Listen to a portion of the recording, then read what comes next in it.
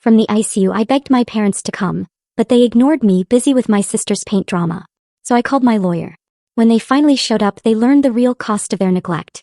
Imagine your heart stopping. Not metaphorically, but truly, physically giving out right in the middle of the most pivotal moment of your career. Then picture waking up, alone and disoriented, only to discover the people you believed were your anchors, your family, were busy picking paint swatches. What kind of devastating twist could lead to such a betrayal? My name is Alara, and that day I was dying. The conference room lights flickered, blurring my vision as I presented the Q3 projections. 40 pairs of eyes stared, but I barely registered them. My grip on the podium tightened, my voice wavered, and the slides dissolved into a meaningless swirl of color. My heart wasn't just racing. It felt like a trapped bird desperately trying to escape its cage. "Miss Wells, are you all right?" a concerned voice called from the back. I tried to answer, but no sound escaped. The room spun violently. The ceiling panels above me seemed to rotate as I crumpled to the floor. Chaos erupted. "Call 911. Is she breathing? Clear the room." My assistant, Chloe, appeared above me, her mascara already streaking her cheeks. "Alara, stay with us. The ambulance is coming." With leaden arms, I tried to reach for my phone. Call my parents," I managed to whisper before darkness swallowed me whole. The next thing I registered was an intense, piercing cold. Doctors spoke in hushed, urgent tones, words like cardiac arrhythmia and immediate surgery filtering through a thick fog. "Please," I begged the nurse, prepping my arm, my phone. "I need to call my family." She hesitated, then gently placed it in my hand. With trembling fingers, I dialed my mother's number, straight to voicemail. My father's the same. My text grew more desperate. "Mom, I'm in the hospital." "Dad, please answer. They're taking me to surgery." "I'm scared." The nurse gave me a sympathetic look as she carefully took my phone. "We need to go now, honey. I'm sure they'll be here when you wake up." They weren't. I woke hours later in the ICU, groggy and utterly alone.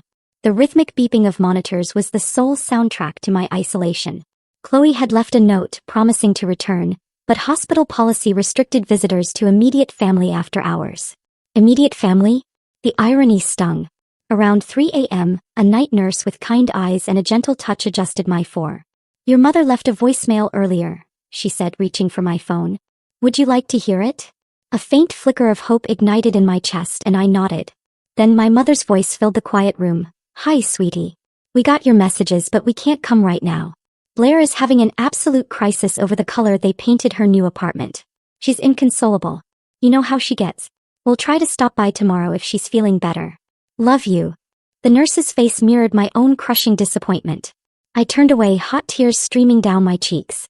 "Would you like me to call someone else for you?" she asked softly. A memory flashed. Last Christmas, I'd written a check for $50,000 to cover Blair's credit card debt. My mother had barely glanced up from helping Blair arrange her new designer handbag collection. "Thanks, Alara. You're such a good sister, good daughter, good aide." I wiped my eyes and looked at the nurse. "Actually, yes. Could you hand me my phone? I need to call my lawyer." Her brow furrowed with concern, but she complied. My hands were steady now as I scrolled through my contacts and pressed Ethan. "Ethan, it's Alara. I know it's late, but I need you. Bring the papers. All of them. Some sure. I'm in the ICU at Crestwood Medical Center." I paused, listening to his response. "No, my family isn't here. That's exactly why I'm calling." After hanging up, I stared at the ceiling, my heart monitor beeping in rhythm with my newfound resolve. I had almost died, and my sister's paint color crisis had taken precedence. 2 decades of similar moments crashed over me like a tidal wave. Blair's tantrums at my college graduation, my parents missing my company's launch party because Blair had a bad date, the countless times I'd cleaned up her messes while my own achievements collected dust. My phone buzzed. An Instagram notification. Blair had just posted a selfie with our parents, all 3 huddled around paint swatches. Caption read, "Worst day ever. Thank God for family support. #blessed, #family, #crisis." I clicked off my phone and closed my eyes, feeling something hard and cold crystallize in my chest. It wasn't my heart this time. It was determination. Tomorrow Ethan would help me start dismantling everything I'd built for them. And for the first time in my life, I wouldn't feel guilty about it. Ethan arrived at 9 a.m. sharp, his leather briefcase bulging. He took one look at me, hooked up to monitors and still pale from surgery, and his professional demeanor cracked. "Jesus, Alara, you look like hell." "Thanks," I managed a weak smile. "Always knew I could count on you for honesty. Did you bring everything?" He pulled up a chair and began laying out papers on my bedside table. Everything you asked for. But are you sure about this? It's aggressive. My heart literally stopped yesterday and my family was too busy picking paint swatches to care, I said, a bitter edge to my voice. I'd say aggressive is exactly what this situation calls for. Ethan nodded, his jaw tightening. We'd been friends since college. He'd witnessed plenty of my family's behavior over the years. All right, let's start with the will changes. For the next hour, we methodically worked through the documents. My signature grew steadier with each page as if my hand knew this was right, even if my heart still ached. So that's your parents removed as beneficiaries, Ethan said, shuffling papers. Next is revoking their access to your accounts, the ones you've been using to support Blair's lifestyle. A memory surfaced. Last summer, standing in my parents' kitchen, holding Blair's latest credit card statement. It's only $70,000 this time, my mother had said, not looking up from her magazine. You know how hard things have been for her since that breakup. Do it, I told Ethan. All of it.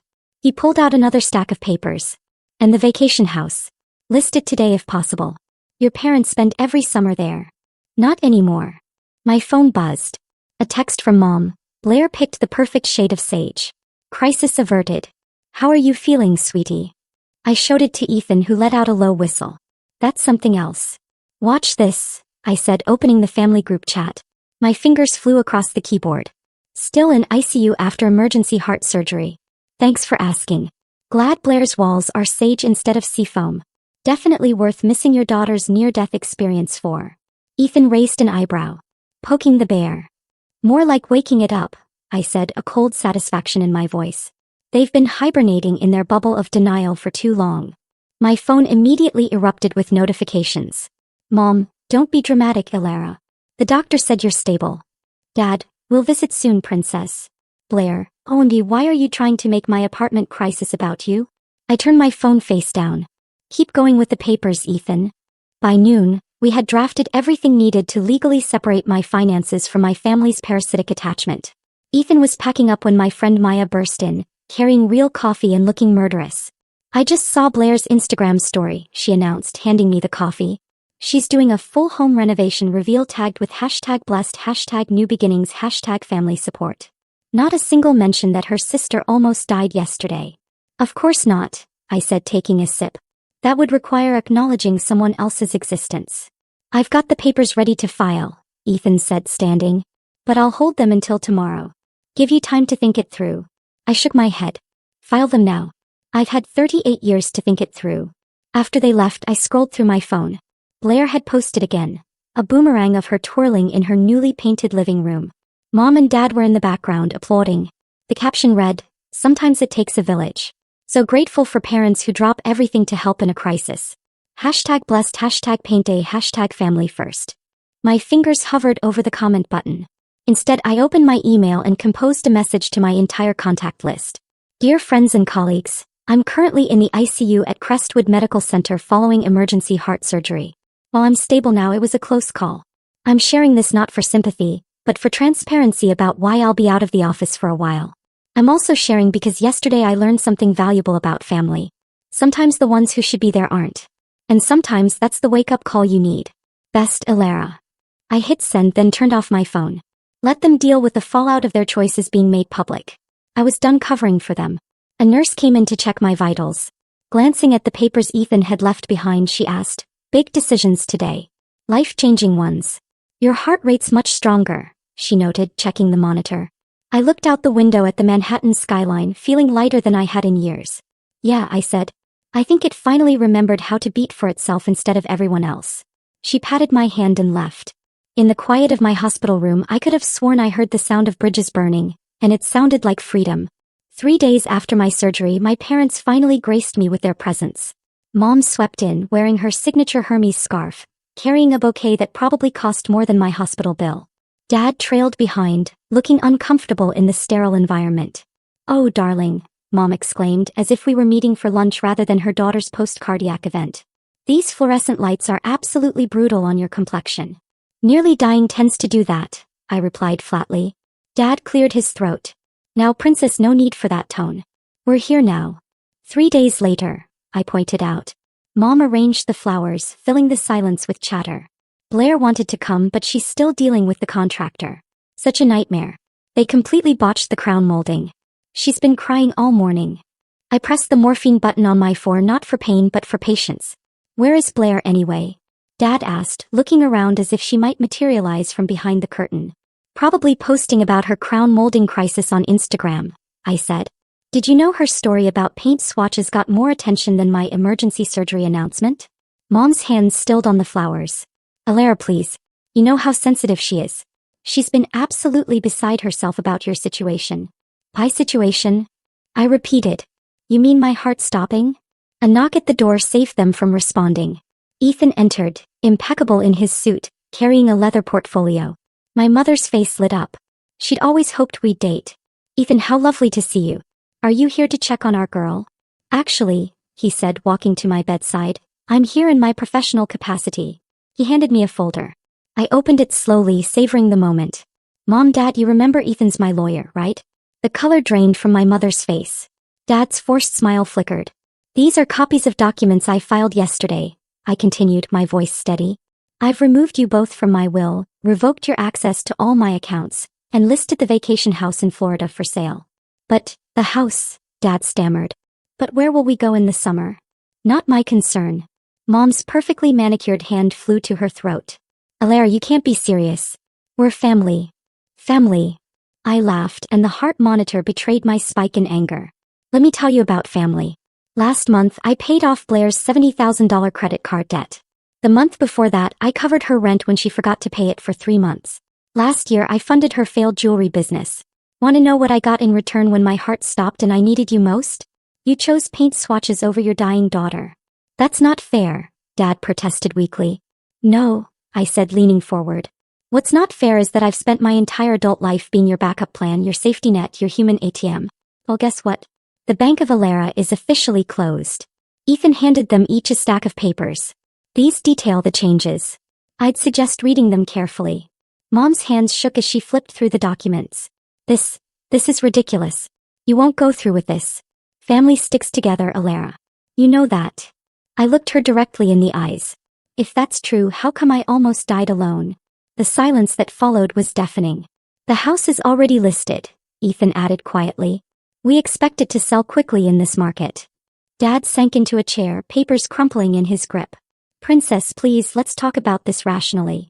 I had plenty of time to think rationally while lying here alone for 3 days, I said. Did you know the nurses took turns sitting with me after surgery because they felt bad that I had no family here? Strangers showed more concern than my own parents. Mom's mascara was starting to run. You're being dramatic. We came as soon as we could. After Blair's paint crisis was resolved, I corrected. Check your priorities, Mom. Better yet, check your phone. I'm sure Blair's having another meltdown about crown molding right now. As if on cue, Mom's phone buzzed. She glanced at it instinctively. Go ahead, I said. Answer it. We both know you will. She stood, smoothing her skirt with trembling hands. This isn't over, Alara. You're upset. You're not thinking clearly. We'll discuss this when you're feeling better. Actually, we won't. I pressed the call button for the nurse. I'm ready for my rest now. As security escorted them out, a precaution Ethan had arranged, I heard Mom's voice crack. She can't do this. She's our daughter. No, I whispered to the empty room. I'm just the backup daughter you never wanted but always needed. And I quit. The monitor showed my heart rate returning to normal, steady and strong, like it knew this was just the beginning. My phone rang at 3 a.m. Blair's name flashed across the screen, and I answered out of morbid curiosity. How dare you? Her voice crackled with rage. How dare you do this to Mom and Dad? Good morning to you too, Blair. How's the crown molding crisis? Don't you dare be sarcastic with me. They're devastated. Mom hasn't stopped crying and Dad had to take a Xanax. I adjusted my hospital bed to sit up straighter. Interesting how they can have such strong reactions to consequences, but couldn't muster any concern when I was literally dying. Oh my God, you're not dying. Stop being so dramatic. My heart stopped, Blair. Actually stopped. But please tell me more about your paint emergency. She made a sound between a scream and a sob. You need to fix this. Call Ethan right now and undo everything. Or what? Or I'll never speak to you again. I laughed. Genuinely laughed for the first time in days. Is that supposed to be a threat? The line went quiet for a moment. When Blair spoke again, her voice had that familiar, manipulative tremor, the one that usually preceded getting her way. Remember when we were kids and you promised to always take care of me? A memory flashed. I was 12, Blair 6. She destroyed my science fair project the night before the presentation, dumping glue all over weeks of work. Mom had blamed me for not sharing my supplies. Actually, I do remember, I said. I remember a lot of things, Blair. Like how I sold Grandma's ring, my only inheritance, to bail you out of debt 3 years ago. Remember what you said then? Thanks, sis. You're the best. Right before you went on a shopping spree with Mom. That's different. I needed you. You always need and I'm always expected to provide. Well, guess what? I'm done. Mom wants to meet, she said, changing tactics. One last family meeting to talk things through. I considered this. Fine. Tomorrow at noon, the hospital cafeteria, but my conditions. Noon. Take it or leave it. She agreed. But I wasn't done. And Blair, I'm bringing Maya. Your annoying friend? Why? Because I'm done being outnumbered. The next day, Mom and Dad arrived first, looking like they hadn't slept. Blair swept in 10 minutes late, wearing oversized sunglasses and clutching an iced latte like it was life support. Maya sat beside me, radiating protective energy. She'd known my family dynamics for years and had always been my voice of reason. Ilara, Mom began, reaching across the table. Let's talk about this rationally. Rational? Maya interjected. Like ignoring your daughter's emergency surgery? This is a family matter. Blair snapped. Funny, I said. I was family when you needed your credit cards paid off. Dad raised his hands placatingly. Princess, we understand you're hurt, but this revenge, it's beneath you. Revenge? I leaned forward. This isn't revenge, Dad. This is boundaries. This is me finally saying no. You're being selfish. Blair slammed her latte down. Do you know what this is doing to me? My anxiety is through the roof. My followers can tell something's wrong. Maya snorted. Your sister almost died and you're worried about your Instagram aesthetic? Stay out of this. Blair whirled on Maya. This is your fault. You've always tried to turn her against us. No, I cut in. You did that all by yourselves. Mom started crying, her practice tears right on schedule. We can fix this, sweetie. Just call Ethan. Stop. My voice was steel. The house is already in escrow. The accounts are closed. It's done. Blair stood up so fast her chair toppled backward. You ungrateful. She grabbed her latte and threw it at Maya, who barely dodged the cup. The cafeteria went silent. Security approached quickly. And that, I said quietly as if explaining something obvious, is exactly why this is happening. As security escorted Blair out, her screams echoing down the hallway, I turned to my parents. We're done here. Ilara, please. Mom tried one last time. No. I'm going to be discharged tomorrow. When I leave this hospital, I'm leaving this dysfunction behind too. I stood up, Maya steady beside me. Oh, and one more thing. I've instructed my lawyer to file a restraining order against Blair. Consider this her first and last warning. Walking back to my room, Maya squeezed my hand. You okay? I nodded, feeling lighter than I had in years. You know what's funny? My heart's actually beating better now that I've stopped letting them break it. Behind us, I could hear Blair's distant screams mixing with Mom's sobs. The sound of consequences finally catching up to them all. The Florida house sold in 3 days, well above asking price. I signed the final papers for my new apartment, where I'd been recovering for the past week. Ethan sat across from me, sliding over a cashier's check for $4,200,000. What are you going to do with it first? He asked. I'm hiring an estate sale company to clear it out, I said. Everything goes, including the piano. My hands stilled over the check. The baby grand piano, my childhood sanctuary. Mom had given it to Blair on her 16th birthday, despite knowing I was the only one who played. My phone buzzed. A news alert. Local woman removed from luxury boutique after altercation with staff. The thumbnail showed Blair being escorted out by security, mascara running down her face. Your sister's making headlines, Ethan noted, peering at my screen. She always wanted to be famous. I forwarded the article to Maya, who replied instantly, Karma's working overtime. The estate sale company arrived the next day. I watched via FaceTime as they cataloged everything, marking prices on pieces of my past. The woman in charge, Eleanor, held up a familiar jewelry box. What about this? Inside was the space where my grandmother's ring had once lived before I'd sold it to cover Blair's gambling debts. Sell it, I said. Everything goes. Sophia. A voice screeched from off-camera. Blair had somehow gotten past security. You can't sell Mom's anniversary china. Eleanor turned the camera, showing Blair trying to grab items off a table. Should I call the police? Immediately. I watched as Blair was removed again, this time screaming about family heirlooms and betrayal. My phone lit up with texts from Mom. How could you sell our memories? Your father is heartbroken. That piano was for Blair. We're still your family. I blocked their numbers. Later that afternoon, Ethan called. His voice was tense. We have a situation. Blair tried to file for temporary conservatorship over you. She what? She's claiming your cardiac event affected your mental capacity. Says your erratic behavior proves you're unfit to manage your affairs. I laughed, but there was no humor in it. Let me guess. She's volunteering to manage my money for me. Got it in one. Don't worry, it's ridiculous. No judge would uphold it. Interrupted hard. Make it expensive. And Ethan countersue for harassment. The estate sales started on Saturday. I watched the security cameras from my phone as strangers picked through my family's carefully curated image. The piano went first to a music school. Perfect. My phone pinged with an email from an unfamiliar address. The subject line made my blood run cold. Your father's medical records. What is this? I asked Ethan over speakerphone. Open it. Inside was a single line. Dad had a heart condition too. Mom never told you. Yes, she loved one daughter enough to warn her. I felt my new, stronger heart skip a beat. Is this true? I had it verified, Ethan said quietly. Your father has the same condition. Genetic. Blair's been monitored for it since childhood. The room spun. They'd known. They'd known I could have inherited this. And they never told me. Protected Blair, but not me. Never me. Ethan. My voice was steady despite the trembling in my hands. Remember when you said the conservatorship claim was ridiculous?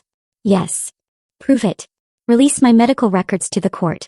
Show them I'm not only competent, I'm thriving post-surgery. Then leak the fact that they knew about this genetic condition and deliberately withheld the information. That's nuclear, Alara. Nuclear feels appropriate. As we hung up, another notification popped up. A certified letter from Blair's lawyer. I opened the attachment expecting more threats. Instead, I found myself staring at a photo. Me at 12 standing protectively beside 6-year-old Blair. On the back, in my mother's handwriting, my girls, forever inseparable. Below it, Blair had written, remember who you're supposed to be. My protector, my sister. Don't make me destroy you. I forwarded the threat to Ethan, then opened my laptop. It was time to tell my story. All of it. The decades of manipulation, the financial abuse, the neglect. No names, just truth. As I typed, I remembered something my grandmother told me before she died. Sometimes the bravest thing you can do is stop protecting people from the consequences of their own actions. My fingers flew across the keyboard.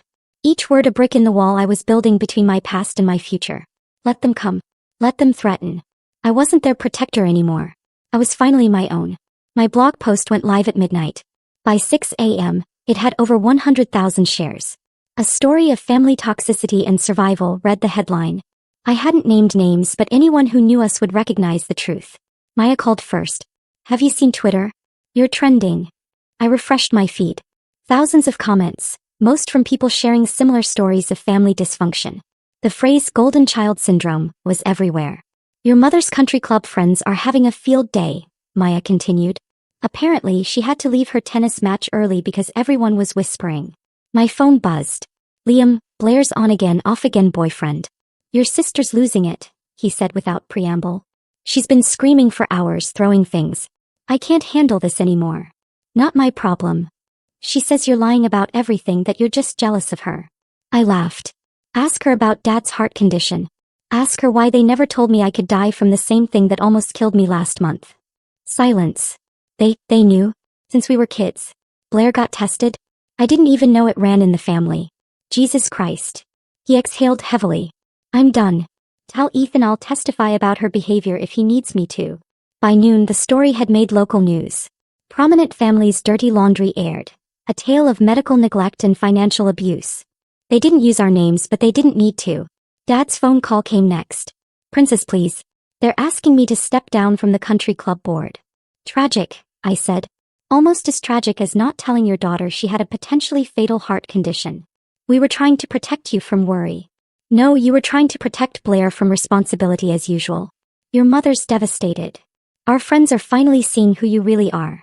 Ethan called with updates. Blair's conservatorship attempt was thrown out. The judge actually laughed. But there's more. She sent a cease and desist letter claiming your blog post caused her irreparable trauma. Perfect. Counter with the medical records. Already did. Her lawyer withdrew the letter in under an hour. I was reviewing transfer paperwork for my assets when my email pinged. A message from Liam. Thought you should see this. She doesn't know I recorded it. The attached video showed Blair in her apartment raging at our parents. Fix this. Make her stop. I can't take people looking at me like this. Do something. Mom's voice. Darling, we're trying. But try harder. I'm the one who matters. I'm your real daughter. The video cut off. I forwarded it to Ethan with one word, leverage. My phone lit up with a text from an unknown number. A photo of my grandmother's ring, the one I'd sold to help Blair. Missing something? The text read. Who is this? I typed back. Someone who bought it from the pawn shop. Want it back? Meet me. I blocked the number and called Ethan. They're getting desperate. Good, he said. As I just filed a harassment suit. And Alara, the ring thing, that was amateur hour. I bought your grandmother's ring back months ago. It's in my safe. Tears pricked my eyes. You did. Of course. I knew you'd want it back someday. That evening my blog post hit national news. My inbox flooded with interview requests. Dr. Phil's producers called twice. Then came Mom's voicemail. She was crying, screaming, apologizing, all in the same breath. Please, sweetie, we can fix this. Tell everyone you were confused. Say you made it up. We're your family. I played it for Maya over wine. Wow, she said. She actually sounds sincere. She's not, I replied. Listen carefully. She's not saying she's sorry for what they did. She's sorry they got caught. My phone buzzed again. A news alert. Local socialite has public meltdown at charity gala. The photo showed Blair being escorted out again. Your sister is really committing to this spiral, Maya observed. She's never faced consequences before. She doesn't know how. I opened my laptop and began typing again. Not another blog post. This time it was an email to my realtor. Subject line, looking for properties in California. Running away?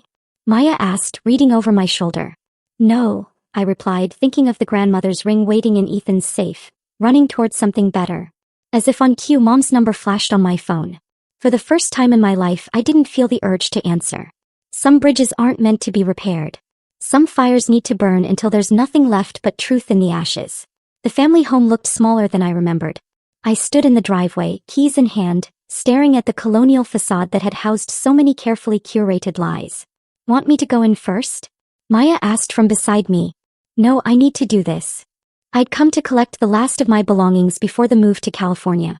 Ethan had arranged for a police presence just in case, but the cruiser parked discreetly down the street still felt surreal. The front door opened before I could use my key. Mom stood there, looking oddly diminished without her usual perfect makeup. You brought security? Her voice cracked.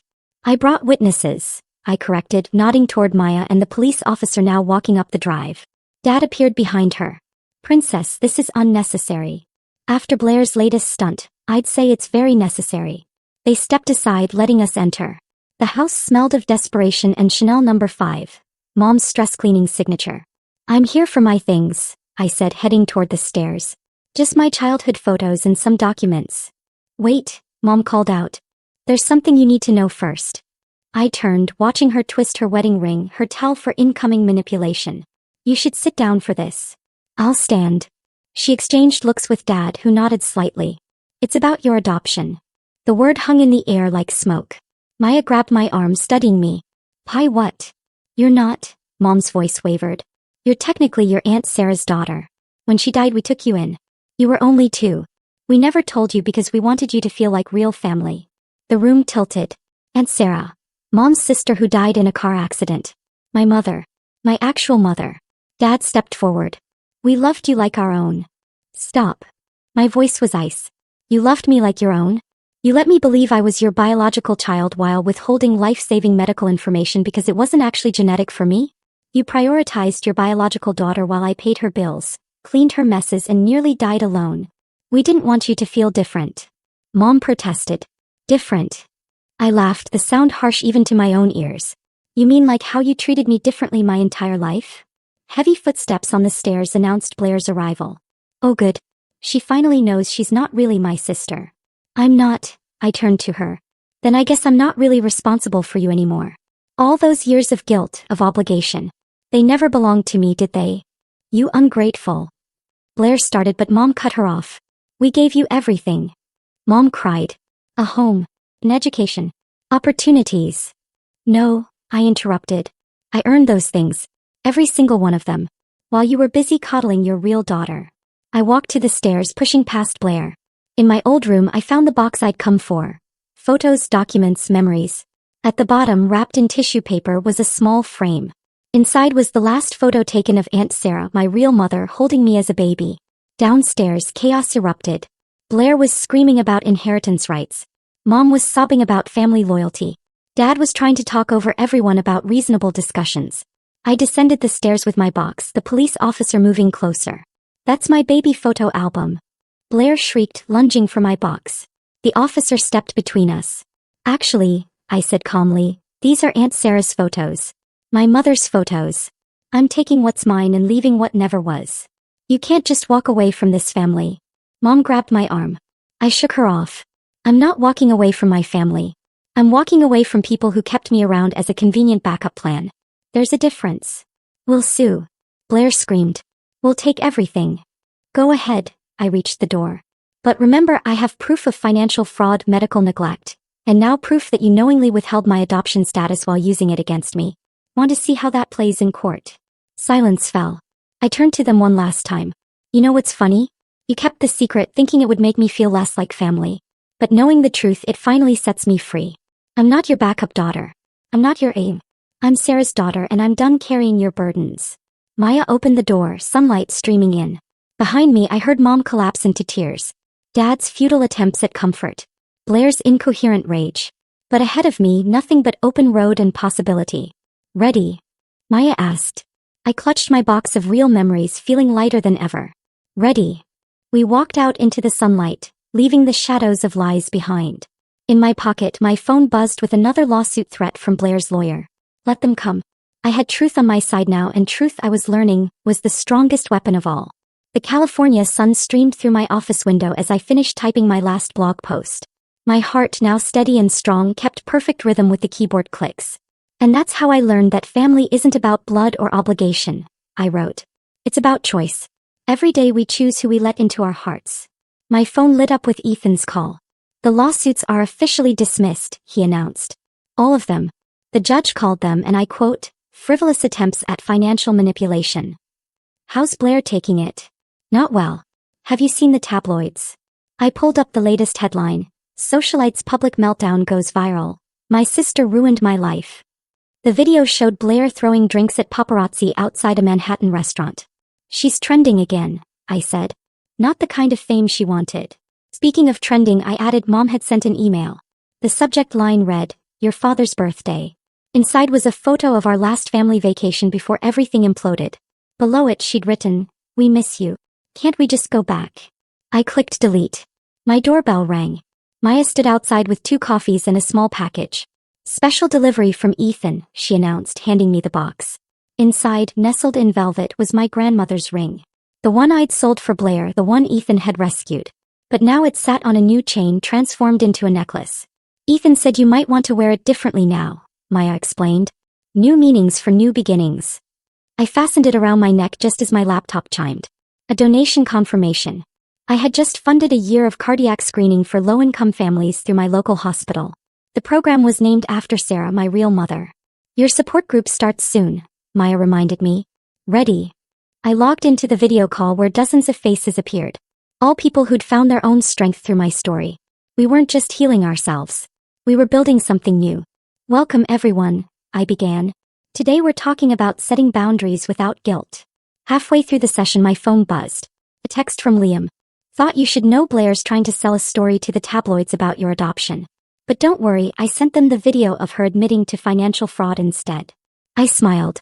Karma really was working overtime. Another email arrived from Dad this time. The subject line made me pause. I'm sorry. For what it's worth, he'd written, I was wrong. We were all wrong. Not just about how we treated you, but about what family means. You're stronger than any of us ever were. For the first time, his words held no power over me. I didn't need his approval or his apology. I was no longer that girl desperate for her family's love. The support group session ended with our usual affirmation. We choose ourselves today. Maya pointed to my laptop screen. Look at your blog comments. A new message stood out. I left my toxic family today. Your story gave me courage. Thank you for showing me that walking away isn't giving up. It's growing up. I touched my grandmother's ring, now resting over my heart instead of weighing down my hand. Ready for dinner? I asked Maya. The new Thai place has outdoor seating. Oh, and I invited someone from your cardiac support group, that writer who also survived family drama. She seemed cool. Outside, the sunset painted the sky in colors no paint swatch could capture. My phone buzzed one last time. Blair posting another rant about family betrayal. I turned off notifications and smiled at Maya. You know what? I think I'm finally done carrying their stories. It's time to live my own. We walked toward the restaurant, my grandmother's ring catching the last rays of sunlight. Behind us, a stream of comments flowed on my blog post. You helped me find my voice. I'm choosing myself today. Thank you for showing us the way out. What tough choices have you had to make to protect your own well-being? Share your thoughts in the comments below. I'd genuinely love to hear them and learn from your experiences.